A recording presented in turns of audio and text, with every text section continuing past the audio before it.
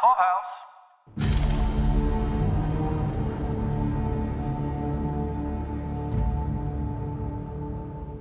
Welcome back to Escaping Gilead. This is for the 9th episode of the 5th season of Hulu's The Handmaid's Tale. This one was called Allegiance. This is Paul. This is Caroline. Allegiance. I'll go with the obvious connection. The Pledge of Allegiance. Nice. Is unsuccessfully said at the end of this episode. Gotta tell you, that scene was very moving for me. I am one of those people who gets very choked up when we sing the national anthem, or if we're all standing in a group doing the pledge. I feel it in my guts, man. I'm very patriotic like that. For all the vile Canadians out there that may be listening. And I'm just borrowing another reviewer's term there. Vile Canadian. I think he's Canadian is the joke there. Oh, okay. Yeah. And I mean, in reality, we all know Canadians are very polite people. So and very kind and loving, and we have a lot of Canadian pals. So whenever we see them, throwing rocks and spray painting obscenities and stuff, it doesn't really jive with our own life experience. But we don't live in the world of The Handmaid's Tale, where apparently Canadians have rotted their souls. But I just wanted to let the vile Canadians know, and other people from around the world, that the Pledge of Allegiance is something that we say as Americans, as school children in particular, at the beginning of every school day. No, I don't. I wouldn't take that for granted. No, I would not. Well, what they probably don't know is that here in Texas, we not only say the American pledge, but we say the Texas pledge as well. Which is funny because Paul and I were both born here in Texas, but then we both moved away for a small period of time.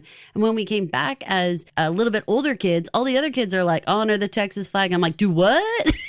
Yeah, because I didn't remember any of that. I didn't remember we do the Texas flag right after the American flag. I still muff those words because it just didn't really sink in. I don't know them. I think that's pretty simple. It's like honor the Texas flag, to Texas we pledge to thee. It's like I'm not even doing it right, y'all, obviously, but it's like three sentences. It's pretty simple. So for Allegiance, for me, I think there's a lot of torn feelings right now inside June specifically about Luke and Nicole and her life and what's going on in Canada versus Hannah and Nick and the life that's going on over in Gilead. There's a whole lot of things between Lawrence, do you go with him and New Bethlehem, or is your allegiance to Mark Tuello and trying to get America going again? Very complicated stuff. And I think that there's a lot of confusing options here. I mean, I don't know who you believe or who you go with. On one hand, I mean, I think that Lawrence seems to be more capable in many respects, but also we discussed last episode. I mean, it's all very, the floor could fall out from under him at any given time. So it's well, do you go with him or do you go with Mark, who doesn't seem to have near as much actual oomph behind him to make things happen? Right. But at the same time, he's never done you wrong, not on purpose. It's just his efforts seem always pretty fruitless. I mean, he represents the American government that we've seen. We haven't seen anybody else in that role. And we know that the American government constitutes a pretty small population and very small amount of power. I don't even know what seat they hold in the world anymore, given their much reduced stature. Point is allegiance, Paul. Allegiance. Where do you put your eggs, man? I mean, there's so much going on here. I know you want to start off with Serena because she's a little bit more compact and sort of in her own little storyline. So let's jump off with Serena Joy versus the Wheelers. I hope you all went and looked up the Wheelers after I discussed the Return to Oz Wheelers because they're creepy and these Wheelers continue to be creepazoid. Serena's story really boils down for me to the question that we had leading off of last episode, which was how long would she bide her time with June's advice? And we knew, right, that, I mean, she's so much more impulsive and impatient. And there's so many less barriers, though. We discussed this a lot last episode about you had all of Gilead that June was against versus Serena just had to get out of arm's reach of the Wheelers, basically. Figuratively, and, literally, she obviously needed to stop getting slapped around by Mrs. Wheeler, but also she just needed to get far enough away. Now, we can pick apart all the stuff that's going on with the Wheelers from the smack and from Mrs. Wheeler and the fact that Serena actually went behind her back and went to go have a conversation with Mr. Wheeler.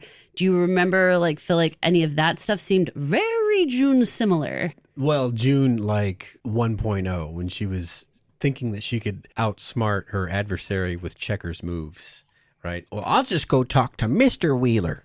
She got to go to the center. What are you saying? Yeah, but she got slapped around because of it. Yeah, but that's just with the territory. Everybody's getting slapped around in this place, right? I wonder if that second slap was scripted because it seemed more like a surprise to her. Yeah, well, it also seemed like overkill. Like, it's one thing to slap someone, and unless you're smacking doing like the type where you like slap forward and then you do the back of your hand when you slap the other way, then just like one slap and then bringing it back and doing another slap, that really seems like a lot of slapping. It does. It seems weird, but I don't know. I mean, but do you think that Serena was out of control, out of line, out of whatever in order to go down and talk to Mr. Wheeler? Or like, do you think that she was just trying to like buck that role so hard of like, I'm not going to stay in my lane as the handmaid. I'm not just a wet nurse here. Maybe either she was naive about bucking the chain of command, because if this house models itself after a Gilead house, then she should have known that going directly to the husband would have been like skipping over her direct line manager. But at the same time, she's above Mrs. Wheeler in the like hierarchy of Gilead. I mean, my most favorite part was like when Mrs. Wheeler's like, who do you think you are? And she says, Mrs. Frederick Waterford. Step back 2 steps. That cachet didn't matter for anything here. It did, because in that case, Wheeler was like, I'm going to come with you. But she didn't say go to your room. In that case, like she wasn't going to like override, and she wasn't going to override her husband's decision. That's the thing. She wasn't going to override his decision. Now, I want to talk about Serena in that office. And if you don't remember, glance down at your notes, because there was some back and forth between her and Wheeler that was fascinating. She stands up for herself and totally says, hey, you know, I am the one who came up with the fertility clinic idea. And I was sent here in order to actually represent our success in Gilead, getting pregnant, having this healthy baby. So I need to be a part of this. His responses for everything are so like casual and like slang. Like when she goes, praise be, and he goes, oh yeah. Like it was like, oh my gosh. I still can't wrap my head around the Wheelers or whatever this Canadian group of Gilead commander types. I can't really wrap my brain around it. Because he's obviously in for this stuff on some level. But then on another one, he doesn't say praise be. He doesn't say may the Lord open or whatever. He doesn't say any of that stuff. Well, a maybe. That's a word now. Oh, okay. Maybe. Oh, maybe. How Lawrence admits that in order to find a group large enough and rabid enough to follow through with his idea for the overthrow of the country and all that, he had to rely on religious zealots, right, extremists, in order to do that. And that was something that he regrets later because of all the bullshit that they had to tie into the government. That wasn't really part of his ideal. It was just he had to rely on that group because that's all that he could mobilize. So maybe Wheeler didn't fit with that ideology. He's down for the autocracy and all that other stuff, but, you know, praise be, whatever. I don't care about that aspect. Maybe that's how he doesn't fit into Gilead proper. Well, in some weird way, too, I feel like the Wheelers are younger, and I don't have a super good sense of how long Gilead's been going on at this point, which I know I should, but I don't have a good grasp on it anymore. But if you think about like they have a commanders meeting later, or all the commanders were walking around New Bethlehem and the previous ones, they're much older than what the Wheelers look like. So, I mean, it might be a decade different. You know, he might be in his 40s where we're looking at Lawrence is like in his 60s, right? Yeah. So some of this I feel like is like next generation, you know, and they are always like, yeah, praise be, like, brr. Like it's kind of like when you see like the every once in a while Catholics come in and they don't exactly know how to genuflect or whatever. It's like my grandparents were Catholic, right? My parents like were Catholic light and like sent us ahead, right? Like they slept in, but like my sister and I went to church. And then when it comes to our own family, it's like, we don't go to church now, you know, but when you fill out that medical form, it's like, what religion? I'm like, Catholic. Like, you know, and it's like, okay. I feel like I'm like somewhere in there is like how Commander Wheeler fits in. He's like, I'm about Gilead. But like when Mrs. Wheeler says he doesn't report to those commanders, that was like, well, what structure? What? So he doesn't report. And so then this whole idea that Serena is like, wait a minute. So if they don't report up to Gilead proper, then I really am just kidnapped. Because then this isn't really Gilead at all. I think he's some sort of local sympathizer, but maybe not within the black and white power structure. I'm just saying she says he doesn't report to any of those guys. Because Serena tries to use Lawrence and all of those as her, shield. All the commanders sent me here to do all this work. And Mrs. Wheeler's like, yeah, and those guys mean nothing to us. If those guys mean nothing to you, then who the fuck are you? Because y'all are just over here in Canada with putting up big fences and calling yourself Gilead Light over here. And what are you doing? Stealing babies? Well, maybe that feeds into her decision point and probably a question we can discuss. There's just that fire door between you and freedom. Yeah. Your advice was to bide your time and pick an opportunity. Do you, as Serena, see that as the opportunity, or are you like, well, I still need a little more data before I can dash out? As I rewatched the scene of her making the decision to leave, there were several really important moments right before that. So you have the slapping scene that happens before they get in the car to go to the center. Then you have the Wheelers standing there at the center saying, like, you need to go home, but you need to leave the baby with us. And in fact, tomorrow we're bringing the baby, but not you. And you need to just pump. And so that now she's just going to become some sort of cow, being pumped over in some room and just sending out the milk bottles, They are consistently cutting her out more and more. Then you see how angry she gets about the lack of a bottle and everything. And she goes over and is like saying things like, my son is so smart. He's not going to get confused between the bottle and breastfeeding. Like, this is Mrs. Wheeler. My son is so smart. My boy is so smart. I mean, you've got all these things that are just like domino stacking. Yeah. So that once the maid comes to her defense and says, it's my fault, I didn't pack a bottle. And you see the relief on Serena's face, like, thank God. And she's like, there's a quiet room in the back. To me, this a nurse / maid / housekeeper / whatever her exact role is, she is the angel that Serena needs right now. And I'll tell you the moment. When she goes to go nurse and she asks if she can be left alone, she's like, sure. She closes the door. But here's the thing. Before she closes the door, she takes the diaper bag off her shoulder and gives it to Serena. That, for all intents and purposes, is a baby's go bag, right? Mm-hmm. So she had, I'm sure there was diapers and blankets and all kinds of stuff that she could use.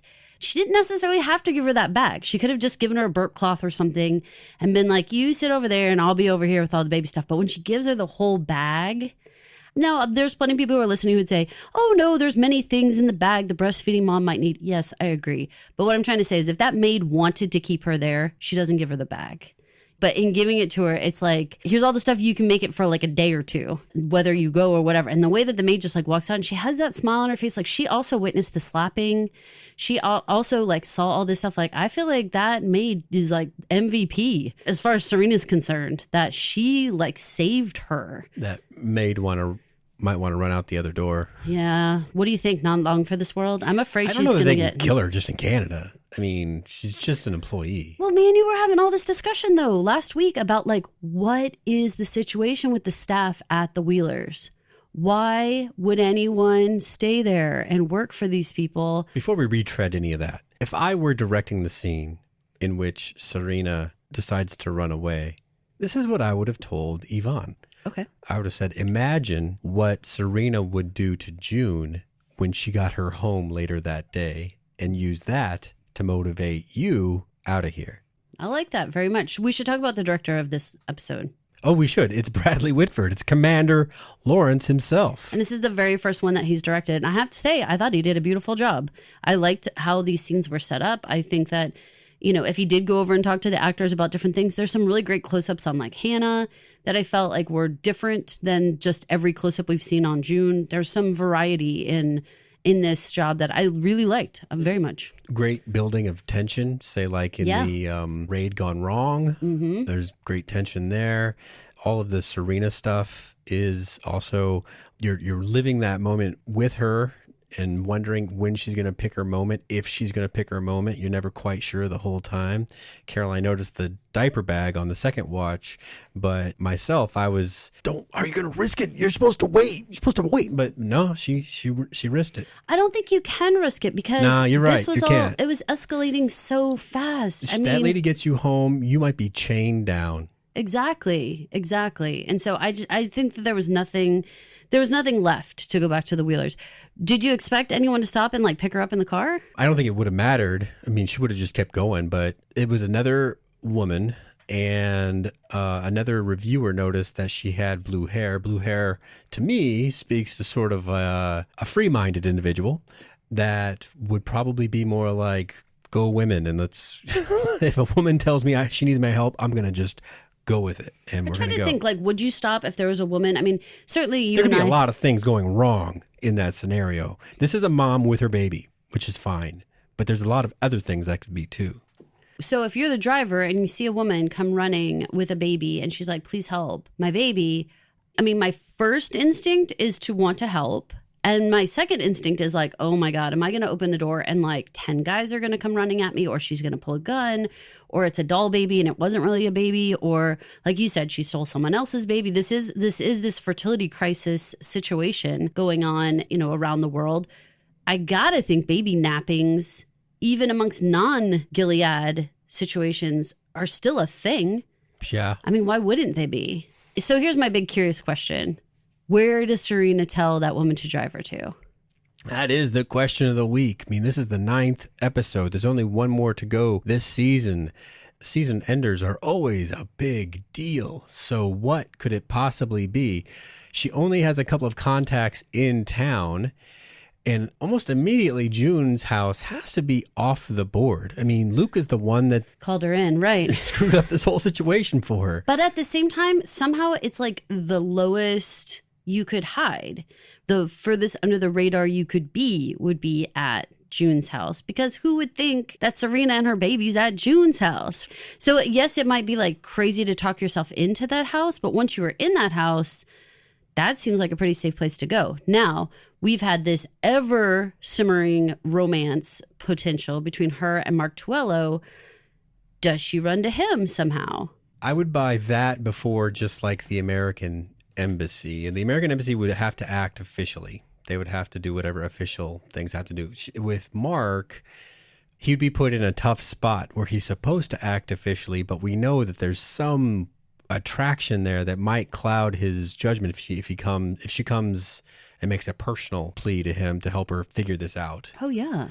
And he would know how to help her figure it out. If he can offer immunity to like Nick, I don't know how he can't offer some level of just like, not immunity per se, but something legal that can keep her in some sort of diplomatic, like, just stay. I mean, she had her chance to resettle in Canada, and she turned it down in favor of this resident alien status or whatever it was that she was granted. But to your point about knowing the official ways to deal with it, he would also know the unofficial ways, or the ways to sidestep. To me, I don't feel like anything having to do with official ways like matter anymore. Like, because what is official? I mean, everything's up in the air, like America is like dissolving. Like there's no official anything. I know they try to have these international court kind of situations, and so they're trying, but I feel like this episode is all about the fraying of relationships between nations, and then the strange establishment of relationships that, like, say, Gilead is forming.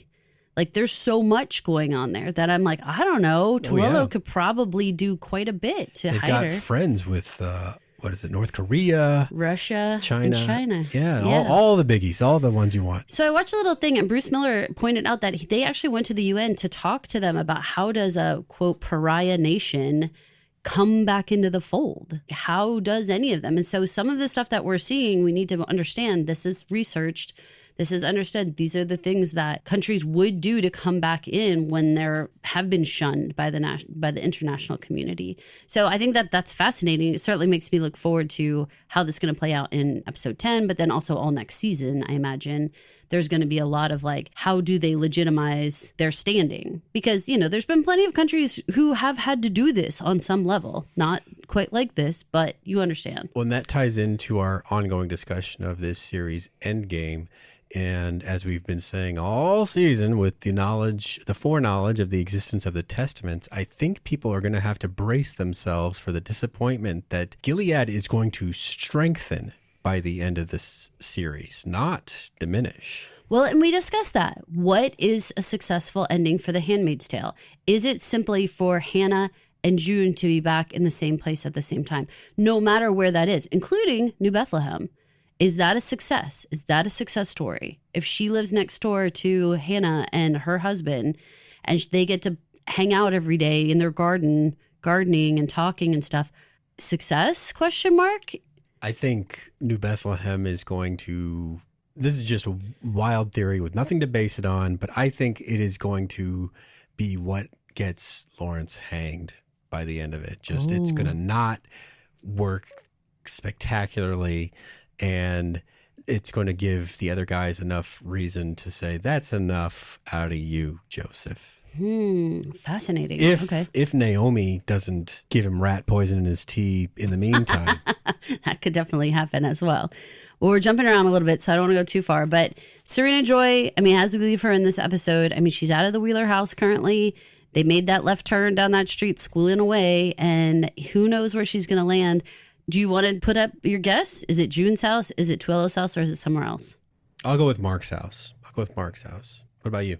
I think Mark's house. I think so because of the offer, to help her at a different time. And the fact that we saw in the conversation concerning Nick that Mark's offer still stood for Nick, even though he had turned it down in the past. So that makes me feel like, I don't know, maybe the offer that he did make Serena still stands. He certainly has offered it many different times. Starting back with the matchbook way back when, you can go to Hawaii kind of thing. Yeah. All the way to now. The offer's continuously been made. In all of those cases, she had something to offer. Now, nothing. You don't think? No. Well, some insight into the Wheelers, what they're up to, perhaps. Yeah. Not enough? Not enough. Okay. All right. So who you want to move on to next? Well, we have a couple other characters. Let's talk about Commander Lawrence a little bit, where he's at in this story. And my question to you last week about was that CD that was given to June and Luke, was that actually simply this really good-hearted, good-natured, everything's on the up and up, here's a picture of your daughter kind of thing? Or, as June says, Gilead was always one step ahead of us to Mark. I think without saying that he gave us tainted data, they're giving us all the clues to let us know that Gilead knew what they were handing over and they were prepared in case American forces used it. And I don't even think it's an in case, like a when they use it. Because if we give you information about where the wife's school is and your number one handmaid over there, June, wants this girl back, once we give you this information, we know full well it's just a matter of when are you crossing the border to come to Colorado. Well, Mark's belief was that the Gilead anti-aircraft batteries were only in a certain place. And then when they got blown up, they said, they moved them. So that was information that they had from people supposedly working in Gilead, not having anything to do with that CD. But I forever am going to ask the question, did Lawrence hand June that trap? I believe so. I believe so as well, because I think he was just using her desperation, knowing what he was doing.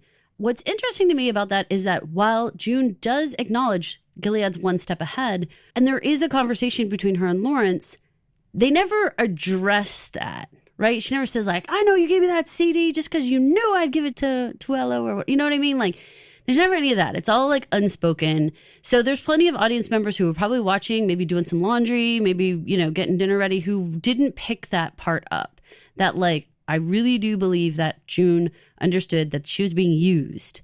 They knew that she would go take that right off and trot it off to Mark. And then he would go and order something, and then they would show this huge sign of force that, see, you try to come over the border. Look at how much happened from simply giving one woman a CD of her kid. You now have this international change of status where now Canada is going to be questioning whether they should be allowing America to be using their airspace to go be trying to do raids in another country. Like, this just shook the whole freaking place up over handing one woman, you know, a little video of this kid. So you got to know that that video meant a lot more and like held a lot more. It was like a dirty bomb waiting to explode over there, right? Giant impact, yeah. Truly. So this raid, I mean, we have this set up with this pilot where we actually meet him and learn that he has this daughter, Emma. I mean, as a dad, what did you think about the fact that they had this pilot who was connecting through June with this daughter story? Did you feel like he was absolutely going to die, or was this just supposed to be bonding for us? Well, we know that he is the father of the little girl at the end. And so we had to create that through line where he goes off to die for June's daughter, and then June has to try to save his daughter later. It creates a great dramatic kind of twist there. I thought, just like on like a, I don't know what you'd call it, like a phonetic note, the fact that he was a commander was interesting. Commander's only a rank in the Navy, and they were well inland. But since the armed forces may be different than we know now, perhaps they were sending whatever remains of, like, say, Navy SEALs or something like that. So he could be a commander in the Navy.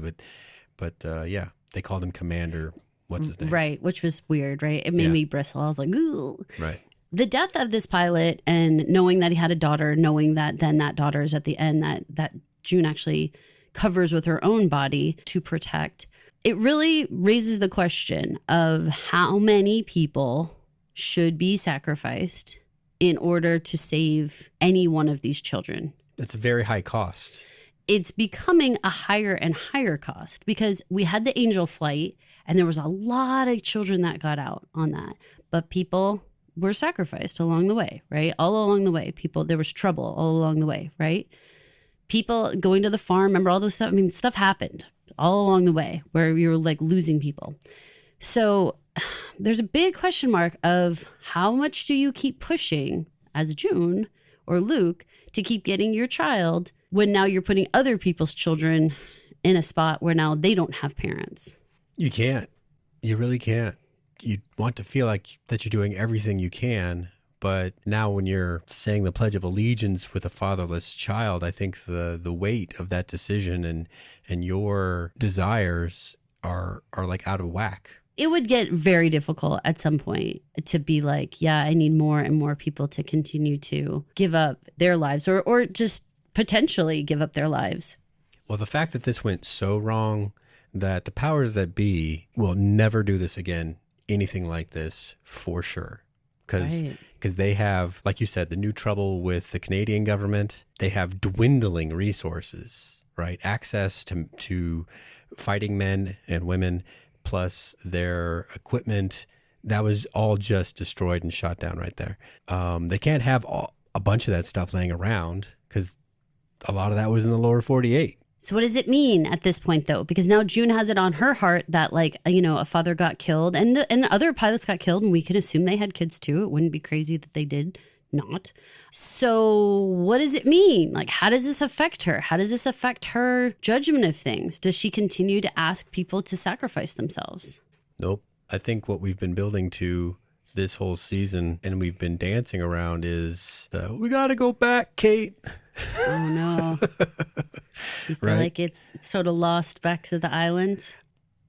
We were big Lost watchers, you guys, back in the day. Well, and like Westworld, they needed to go back to the park. Lost had to go back to the island. It's where the show is meant to have everything take place. Right. I agree with you very, very much on that front. Okay, so the raid is a debacle, you guys. Horrible, horrible situation. Awful. I think they did a great job of giving us a moment, though, to see Hannah and see what the wives' school actually looks like. What did you think of that little circle of tents and this like very serene setting where they were responding very robotically in the yes, Aunt Paula and all that kind of stuff? but they didn't seem to be in distress. Well, I thought the little tents were cute. I did too. It was a very sleepover party. And I was very interested to see that Hannah is practicing her handwriting in a secret spot, remembering her name, remembering how to write in that picture book. This is dangerous behavior. This is very dangerous behavior. She's her mother's daughter. Yeah. She is. It gave me actually quite a bit of hope, because what we have said pretty much throughout this entire season, and maybe for multiple seasons, is every time that June has tried to interact with Hannah, it's been pretty traumatic, especially the time when she bust into the Mackenzie's home and tried to like kind of snatch Hannah, and that went like dismal. And the way that Hannah was just screaming and everything, it was like, does she know who she is? Is she so brainwashed at this point, like how they showed us Jaden at the bowling alley saying, I think my dad took me bowling once, I think I liked it, you know, that kind of stuff, or not knowing, you know, modern music, and that it wasn't even modern music, but knowing music and like remembering it from, you know, the past, whatever, however you want to say that. We didn't know where Hannah stood in terms of like, if someone came and got her, was she going to like scream and run away? Between writing her name, between the close-ups on her face, looking up at the sun, looking around more, having this steady, observant, but you could see the cogs going in her head, shots on her, made me feel like she was actually doing the like, play your part until it's time to run. I hadn't thought of that, but I like that theory. Colorado Springs is a spot where definitely without support, you're not going to run far and find anything or make it. So that's a good spot for them to have this. I don't actually know. Is it like in the mountains exactly? I don't really know. Yeah, it's mountainous. Yeah. I mean, I know Colorado is mountainous, but you're saying like especially Colorado Springs. Is there something about it? It was the Air Force Academy. Right. Yeah, that's kind of nestled amongst. That's good to know. Mountains. So for audience people, so extra secure layers, right, for these women.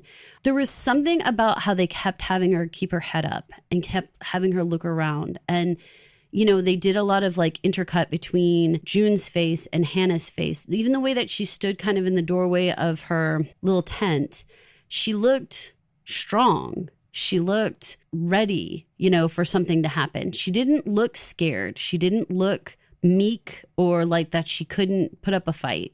And the fact that she was keeping her little thing, it made me think of June exactly in the closet, carving, you know, the little letters in the wall, like still writing, still keeping like her sense of self. Like there's a whole thing there that comes with an attitude and a spirit behind it. It's not just that she wrote her name, it's that she has the memory and she has the drive to keep doing it. Strong kid. So the aftermath of this raid is that June asks Mark, like, okay, basically what next? You know, like, what are we going to be able to do next? And this whole concept of bringing Nick into the fold starts. Now, we asked ourselves last time, is Nick actually like a good enough something to dangle in front of her, like bait-wise, to get her to do anything anyone wants? We've seen Lawrence try to use it. We've seen now Mark using it. I really thought that she was like committed to Luke, and I really wasn't concerned that she was going to run off with Nick. That's when I said my Canadian boyfriend comment. Tell me. I think as they left it, that Nick would have been a very powerful draw for her.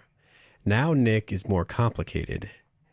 I think she was hoping that she was going to be the lure for him the other way around. Right. But now we have Rose. Who's a real fly in the ointment, because she's apparently the daughter of, now it said top commander. I don't know if it's the top commander or a top commander. I'm not exactly positive. But the clear thing to me is that this is somebody way higher up, and that she is a child of Gilead. Like she 100% wants to be in Gilead and live this life. So shit, you know, like what is he supposed to do, right? And she's pregnant. We got confirmation. 100% Nick says she is pregnant. I don't know that he's like, you know, burning lust after Rose, but he doesn't want to get killed by your dad, and he's got a baby on the way. So these are pretty compelling reasons. If it's not exactly wife love, it is still pretty good reasons for staying in Gilead. I actually think that they do have love between each other. I mean, I know we've only seen them a little bit together, but he seems genuine when he, like, at least the protector part, the provider, the protector, that portion, when he put his hand on her shoulder and he's like, how are you doing? And she's like, better that now that you're here. The way that they kind of interact, even just talking about June or other things that we've seen earlier in the season, I don't get like an arranged marriage awkwardness between them. They actually seem like they've talked and they have a good understanding of sort of where everyone stands and what all has happened. I do not think Rose has any interest in June being their next door neighbor. I would find it hard to believe that any woman would. That'd be threatening in this case, wouldn't it? I think it would be very threatening. So what does that mean, though? I mean, this meetup between Nick and June, first of all, how easily was that to make happen? Questionably easy. Like later today, you want to meet? Yeah, I can set that up. And then the next thing is let's just drive out there and meet him. Right. I mean, he's just waiting for us, but whatever. And then they have this back and forth of I love you. And he does this move, you guys, where he comes in real close to her face, but then he turns and he walks. And she does this like, like, he was about to kiss me. And we almost kissed. Then I had that sinking feeling of like, oh shit, she is not done. She can say, I love you. And it could be like you were saying earlier, like, was Nick like her Gilead boyfriend too? Like that kind of side of it, where it's like, maybe they did just have that. But this was like, I'm still wanting you. Very freaking different. I don't get that vibe off of her and Luke. She's never like, Luke, you're here at the hospital. It's never like that. They don't know. And I know they showed us a sex scene and all that stuff, but still, it's just not the same. It's not the same like electricity or anything that they have. So it made me realize that this entire season really has raised the question of, are Luke and June able to stay together? And I know, if you take it individual episode, it's like, yes, obviously they've been going back and forth this whole time. But when you look at it now, episodes 1 through 9, holy cow, has this been like a roller coaster ride? It's like, we don't understand each other at all. Now we're totally on the same page. Now we're in a cage and we're apologizing. Now she's yelling at him that you never do anything. Now he's stepping up, but now he's doing it the wrong way. Like, it's like back and forth, you know, and now she wants to see Nick again, you know? It's reasonable to think that Luke doesn't survive this series. Okay, I agree with that. Do you think he makes it through this season? Who dies in the next one, Paul? Since you're going to bring it up. The stakes gotta ratchet up. We've got to have some people die in episode 10. There has to be a death in episode 10. Like, there has to be. Right. And there has to be something majorly cliffhangering. We've already done a lot of stuff with June, right? We've shot her. Yeah. We've made her kill a guy by ripping him apart with a gang. Right. We've made her get kidnapped and we didn't know where she was going. Right. We've done a lot of stuff. To June. With June, yeah. Right. You can't shoot her again. That doesn't, she's going to live. You know, that's not a cliffhanger anymore. But you say that, but here's the other thing. The other long-term, only sprinkled in a sentence at a time, is some commander, mostly Commander Mackenzie, starting from the beginning, saying, we've got to do something about that June Osborne. And again, if you are Agnes's father, okay? Remember, guys, that's Hannah's name. If you're Agnes's father and you've had her in your life for, I don't know, she was around like 4 or 5 when they snatched her. That's when she was placed with them. So she's like, we were saying about 12 now. So they've had her quite a long time.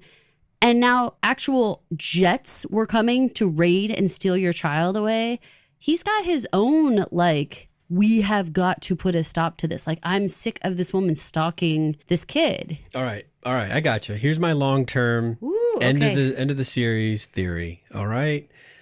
I'm sorry, Bruce, if this is what you've already got written down, you can just change it. So that, but you can just change it. Here it is. Okay. She's going to be abducted for the purpose of a public execution, even though they are trying to paint themselves in a happier rainbow-colored light for the rest of the country. They need to show their people that you cannot fuck with us on this level and get away with it. It's not just going to be on the wall. It's going to be on like the wall that everybody can see, the Jumbotron wall. But that's not going to work. It's going to take episodes and episodes to get to this point, right? So this is where like Nick and Luke start to come into play about how are we going to deal with this? Are we going to have like our children raised without mothers and et cetera, et cetera? So maybe that's how we get Luke killed later, trying to rescue her or something like that. I mean, the show isn't about men rescuing women. It is about women saving themselves. But still, you can get the attempt, right? So yeah, that's where I think it's going to go. I don't know how that ends up exactly, except that I think that June goes into hiding. Luke ends up dead. Nick probably ends up dead. Do you think she gets abducted in the next? Wait, when you said she, anyway, you should have said a name. June gets abducted. Yeah. Okay, now we have this shooting that happens at that American Soldier Memorial for the people who have passed, who were on that raid. Yeah. And in that we have Canadian protesters that are in the crowd. Boo-birds. And then we have people who are shooting at the American flag.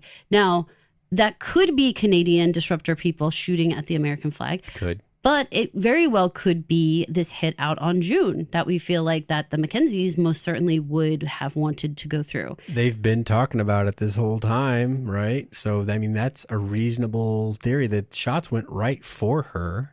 Yeah, 1,000%. And shot up the flag, which hurt my heart. I hope it hurt your heart too. I don't like to see our flag shot up. No matter what, you guys, it's election season, and I know everybody's got their own political parties and all that good stuff. But still, there's something at the end of the day that seeing like our flag get ripped apart or anything like that, I mean, it still pulls on my heartstrings. No matter all the chaos that comes around elections and politics and all that kind of stuff, there's still something at the end of the day where you can like kind of push away all the people that have to do with it and just feel like we're still Americans, It made me wonder if they kept the camera on for 5 more seconds, what would have happened with that American mob? Were they going to flee or going to be like, you fucking Canadians, and just turn around? And it would have been like, and start punching Thunderdome or fighting. In there. Anything. Yeah. Or was someone going to walk closer to June? Like anything, right? Because she covered up the pilot's daughter, Emma. Having said that, who do you think is abducting June? Is it going to be some sort of like disruptor person in this crowd who would be stalking and snatching her? Is it the long arm of Gilead that somehow reaches her and snatches her? Yeah, I think foreign agents. We know that Wheeler has goons locally, so they could be contracted, or they could actually have foreign espionage type agents. Well, we definitely know there's a presence, right? Type, but whatever Gilead would be. Right. Some of our episodes have ended and picked up again right after the previous episode. With this one ending on shots ringing out, what would give you a satisfying beginning to episode 10? I mean, for me, it would pick up right there. I think that's right. I think that we would have to be right in the thick of it right then. I mean, I think of it at the end of like Fred's death, how we like picked up just right with them like coming out of the woods kind of thing, Yeah. It feels like it needs to be like that. Like we need to see more of what exactly is going on. If they don't do that, then I will be curious how they are they just going to segue? Like, are people going to continuously bother June specifically? And was that even, we don't even really know if that was specifically at June, or was it at the flag, or was it at the ceremony, or was it at Americans in general, or maybe it's just to flesh her out. Right. Maybe. Although the Mackenzies might be behind that particular move, another commander who is known for making long game strategies is Lawrence. I think it's interesting that Bradley Whitford directed this episode, and this combined with some of last episode is the most that Commander Lawrence has exposed about himself, his motivations, his feelings, just his true self, without the snark, without the sarcasm, without the biting tongue. Some of it was there, obviously. Yes, it was there. Right. But the stuff with June on the phone was unshielded for a lot of it. Yeah, he definitely, still has that deep cross to bear with everything that happened with Eleanor. And, it's easy to forget that connection that June and Lawrence had concerning Eleanor. And the fact that he was relying on June a lot to try to kind of take care of her for periods of time. Remember, she was like the only one who could talk to Eleanor. Remember, they were like go on a walk and stuff. Like, there was a lot going on there that it's easy to forget that they had this bond from a long time ago, and that he still thinks that Eleanor would want him to help June and Hannah in that whole situation. So you're right. This was very raw. We actually got some like tears. He was actually really uncomfortable about this whole like quote unquote proposal with Naomi. Like, I mean, he like stood on the other side of the wall and like listened to the remainder of that conversation. And I mean, Lydia and Naomi, that whole thing, I mean, that was excellent dialogue. But just the awkwardness of he's like, you and your kid can stay here. And Lydia's like, maybe we could say your intentions a little more clearly. Like, my favorite line had to be, he had Warren killed. And then Lydia says, but he's willing to overlook that. And so should you. Right? Oh, Lydia. Well, you know what, though? Here's the deal. When Naomi shows up, this is just how backwards and scary and weird this world is that they live in. Naomi comes in and she thinks she's being sent to the colonies. Like, she's terrified. And then she thinks it's a real estate issue. That like, oh, it's about how big my house is. Oh, okay, well, I could just do like a little like condo kind of situation. They're like, no, this isn't about that either. Then it's about, oh my gosh, both of our spouses have died. And so now we need to be like putting up this front. And her head went like, I'm going to the colonies. Oh, I'm moving. I should pack. No, wait, I'm getting married. Like, it's like, what is happening? We've seen where some people had the belief that Lawrence's wedding ring in a later scene suggested that they had already gotten married off screen. I didn't get that impression. I don't think that that's true. Aunt Lydia wouldn't still be there. She wouldn't have had to be there chaperoning her. Right. I think she was chaperoning a single woman. Yes, that's what I thought. So too. Yeah, I think that that's what that conversation was about. It was more like stating intentions by putting his hand on her. I actually read a lot of things that were from people who had lost a spouse and what they did with their wedding ring. And a lot of people actually choose to move it from one hand to the other, and they still wear it even when they get remarried. They choose to still honor their spouse by wearing it on the other hand. Interesting. I didn't know. It's not something that I have considered, like, what would you do? How do you handle that kind of stuff? So I don't think it's weird that he's still wearing the ring at all from Eleanor. Although I got to say, one thing that did catch my eye, and this is just a super silly thing, him and Eleanor would have been married for a long time, and that ring was sparkly, shiny, brand new. Now, that's just really a set deck kind of choice or a wardrobe choice of it not like brushing it, making it look old, like the fact that it was like shiny gold, like really seemed like, they're supposed to be married like a long time in this sort of like weird medieval dark house that they lived in. I don't know that he's like shining up his jewelry on the regs, but maybe he's a dapper guy. Wears an ascot. Maybe he cares. Maybe he does clean his jewelry regularly. We podcasted about this whole show. We did. Do you recall what our theories were about Eleanor's condition? Holy smokes. Because I don't, but... Well, that she had some sort of... They said that she had some sort of mental health issues that required medication. But because they were living this Gilead life, she didn't have access to her medication. So whether it was like bipolar or whether it was something else, anxiety, what have you, depression, I'm not exactly sure. But I remember that the fact that they couldn't do medication because they were living this like organic life, which is really super crazy in terms of like, these two were not trying to have children. So it's sort of like, why couldn't Eleanor be taking medication? You know what I'm saying? Like, there was nothing having to do with it. That's where all of this comes down to, like, it's all just smoke and mirrors, because you could say everyone needs to live this very organic life and no one should take any medications and all that kind of stuff. And I get that from this fertility point of view or whatever.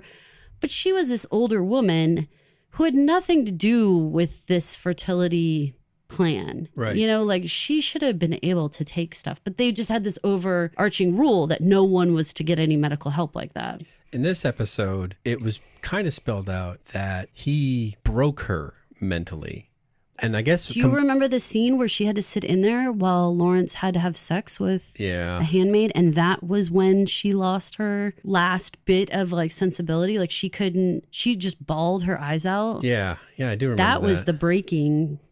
That was horrible. I mean, her heart just broke in half. So then it's plausible then that you combine a woman that might be predisposed to needing mood-altering drugs to maintain a normal life. Mm-hmm. You throw in that her husband overthrows the government and turns it into Gilead. And in this new government that your husband created, you can't get your meds that keep you on an even keel anymore. Right. And you have to witness him raping another woman.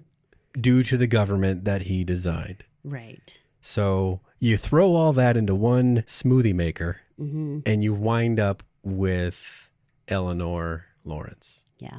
Okay. And I think that we all had tons of empathy for Eleanor. What did you think about June, really saying, she was dying and I watched her and I didn't help her? She was tired of Lawrence fucking with her. And so she ripped off a scab and just shoved her finger in it. Ooh. Trying to create a visceral response. That's pretty gruesome. Yeah. Okay. Well, that's exactly what I think she accomplished in that.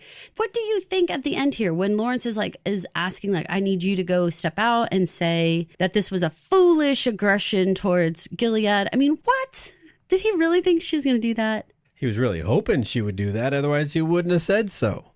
See, I don't know. I think that's one of those things where you go so far, but you were always willing to take much, much less.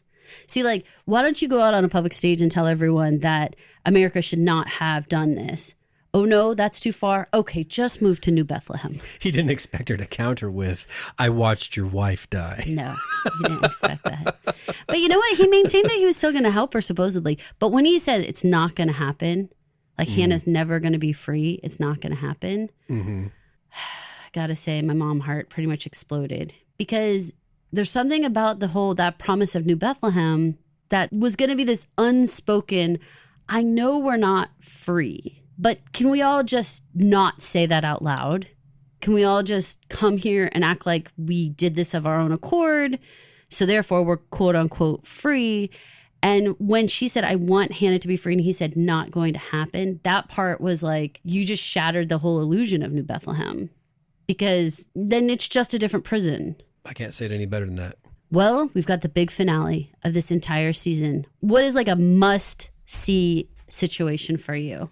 I must see, where Serena went, and it's got to drive me into wanting to know more about Serena next season. Something where, yes, she went somewhere, but she's still not safe, and compelling her to continue to act. This intertwining of those two female characters is, I think, key to one of the central pillars of tension of this whole story. Right now, they're pretty far apart.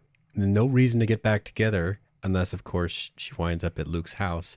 But I don't think that's going to be the case. But still, you got to get them together, maybe next season. So that's that.